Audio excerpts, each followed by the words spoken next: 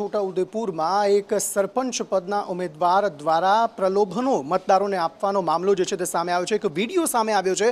એ વિડીયોમાં તે સાડી અને રોકડ રૂપિયા આપતા મતદારોને જોવા મળી રહ્યા છે। સંદેશ ન્યૂઝ આ વિડીયોની પુષ્ટિ નથી કરતું, પરંતુ આ સમગ્ર મામલે અનેક તર્ક વિતર્ક જે છે તે સર્જાઈ રહ્યા છે। અમિત પટેલ પાસેથી આ અંગે વધુ વિગતો મેળવીએ। અમિત, જી ચોક્કસ જણાવી દો કે છોટાઉદેપુર જિલ્લાના બોડેલી તાલુકાના ઊંચાપાન ગામની અંદર હાલ ગ્રામ પંચાયતની સામાન્ય ચૂંટણી યોજાઈ રહી છે। આવતીકાલે મતદાન યોજાનાર છે, ત્યારે જે ઉમેદવાર છે સરપંચ પદના ઉમેદવાર દ્વારા મતદારોને પ્રલોભન આપવામાં આવી રહ્યું છે।